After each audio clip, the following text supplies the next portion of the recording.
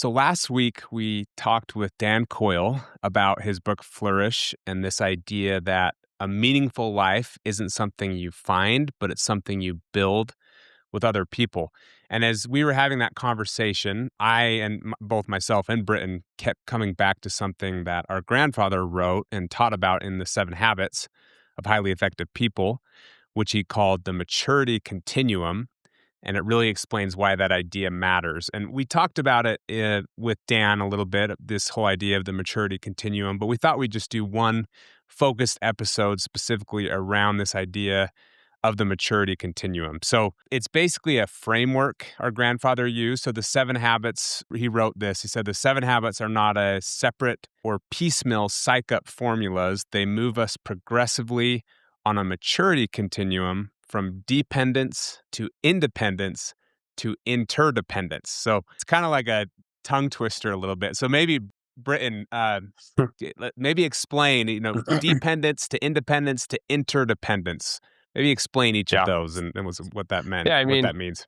like he said, it's a continuum. It is a progression thing. You start at one. You usually don't skip straight from dependence to interdependence, and if you think about it, whether that's literally just being a child, a baby, life kind of goes on this continuum. He said in 7 Habits, we each begin life as an infant, totally dependent on others.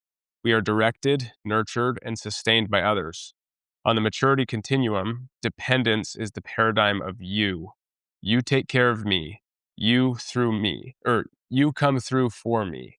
You didn't come through. I blame you for the results, right? So obviously it's really easy for us to understand dependence in the form of a child, right? But then you, even as an adult, like he said, you didn't come through. I blame you for the results. It's a victim mindset, seeing everything out of the lens of blame, of external focus, on focusing on things that really you don't have control over, or saying that you don't have control over certain things, even if though you might. So there's just a dependence.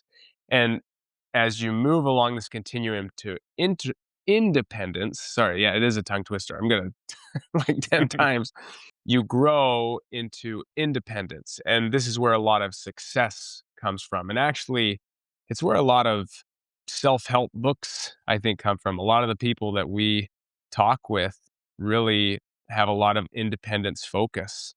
And this is discipline, right? This is ownership, personal responsibility. This is where most people are trying to get to. And I think a lot of people struggle with the dependence aspect, whether that's feeling like they're depending on someone for their life or their happiness or success, or just in general, a lack of ownership or discipline in their life. And so they want to move to independence, right? It's kind of celebrated in a way. Independence is the paradigm of I can do it, right? I am responsible. I am self-reliant. I can choose. But the one that often people forget and is the most important, it's the most elevated, is interdependence, right? 7 Habits said, interdependence is the paradigm of we. We can do it. We can cooperate. We can combine our talents and abilities to create something greater together. Independent people can get what they want through their own effort. Interdependent people combine their own efforts with the efforts of others to achieve their greatest success. This is the level where the best work and the best relationships and the most meaningful outcomes happen, right? This is where we flourish, like Dan Coyle said last week. Right. And so I believe that so many people talk, just like you mentioned, Britain, so many people talk about the importance of being independent and kind of reaching that status when life by its nature, we actually live in this interdependent reality. And it's just interesting that not all books, I mean, obviously we just had Dan on and talked about an interdependent reality, but so many books. And honestly, I feel like a lot of podcasts and influencers that are out there, like the end goal that a lot of people talk about is reaching the independence level. So going from dependence to independence, and not the ultimate goal of living in an interdependent reality. Again, it's a tongue twister. I feel like I'm gonna. But I'm going to read a little bit longer passage from the 7 Habits. where I believe this is one of the most brilliant things that our grandfather ever wrote, and hopefully can help people who are listening. So I'll read this passage and then we'll just wrap up with a couple more thoughts. So this is what he wrote. He said, "The current social paradigm enthrones independence. It is the avowed goal of many individuals and social movements. Most of the self improvement material puts independence on a pedestal, as though communication, teamwork, and cooperation were lesser values.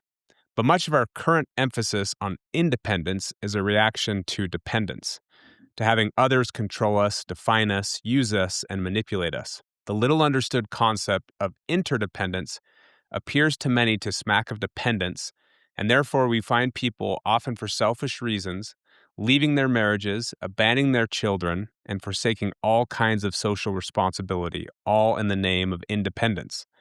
The kind of reaction that results in people throwing off their shackles, becoming liberated, asserting themselves, and doing their own thing often reveals more fundamental dependencies that cannot be run away from because they are internal rather than external dependencies, such as letting the weaknesses of other people ruin our emotional lives or feeling victimized by people and events out of our control.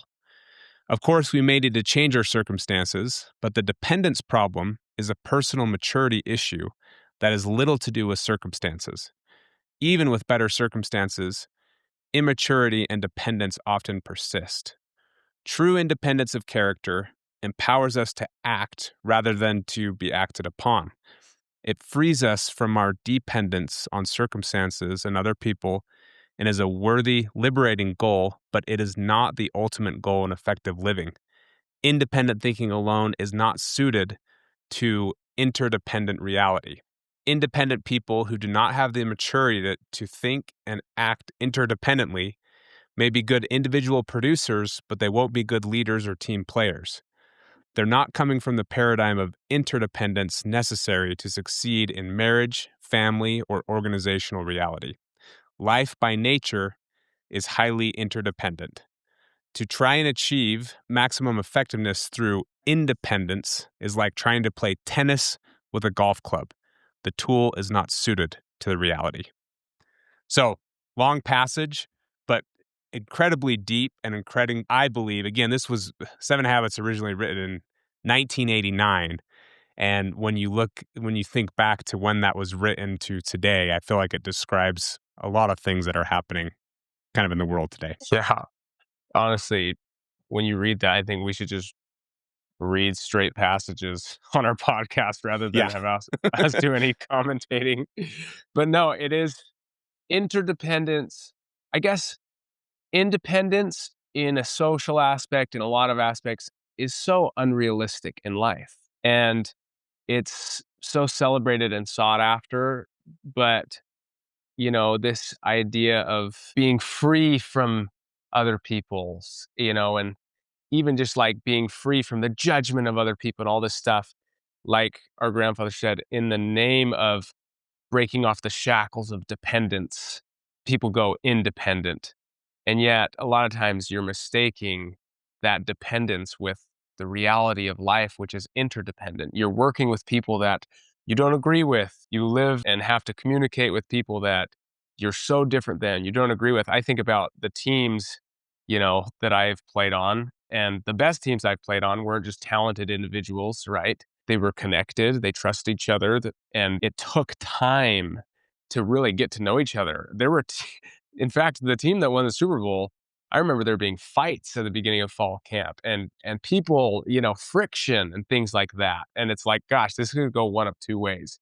People either it either shuts you down and you say, all right, I'm just going to do my own thing, or you learn to work together. And honestly, that friction kind of builds bonds in a way later. Like, I think about some of my best friends that I've ever had and how different our upbringings were and how different we are as people. And yet that interdependence actually leads to more strength. It kind of reminds me of another thing our grandpa used to say is strength is found in differences more than it is in similarities in a relationship. And how beautiful would it be if the whole world saw life like that? So yeah, I love that quote. totally.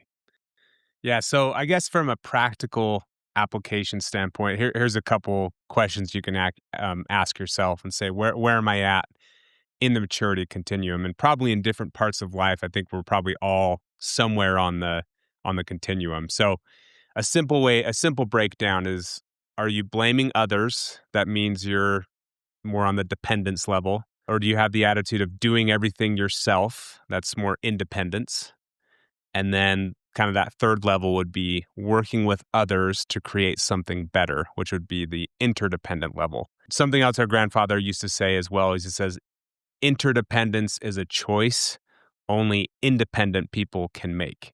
So there is that level of growth that needs to happen. The last thing I'll just mention, because I do hear this, because Britton and I, we listen to a lot of podcasts, read a lot of books, listen to a lot of people that are out there. And one thing I've heard a lot about is going into this monk mode. I'm sure people listening to this podcast have probably heard this, but monk mode essentially is, it's like you keep yourself in isolation and you journal and you work on yourself and you look inward, and it's all about getting better individually. And I'm not here to say that there's anything wrong with a period of time to go in this kind of monk mode where you are focused on yourself, but it's not the ultimate goal. The ultimate goal is that you can interact in an interdependent reality.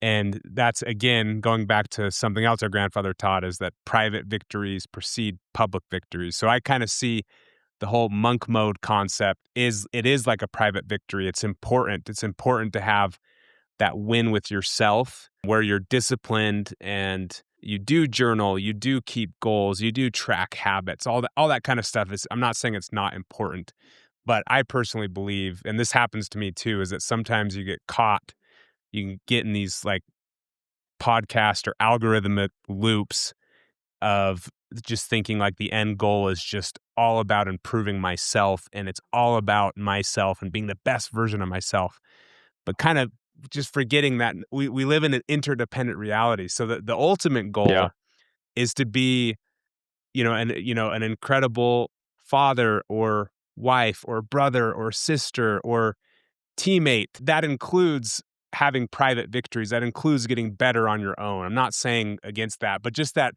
if you take one thing from this, it's that growth doesn't stop at independence. That's really just the foundation. That's what I would leave with. And I mean, after you say that and after talking with Dan Coyle last week, I just think that it's easier today than it ever has been in history to kind of go in monk mode, to be a little bit of a hermit crab.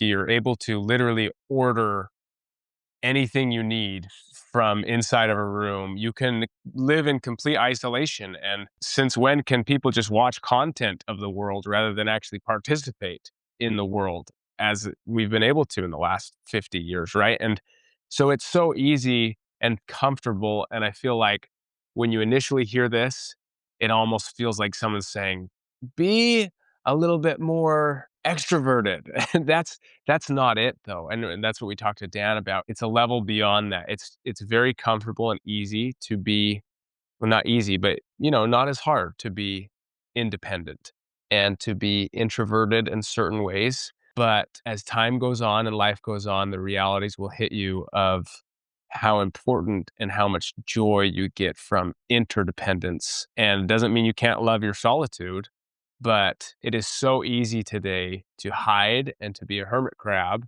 and to hide away from anything that's different than you and behind a screen, but it doesn't lead to happiness. And you almost have to trust that. Sometimes it's like, I like my solitude, you like your solitude more than anyone, but true happiness and things, the flourishing that Dan talked about, is in an interdependent world.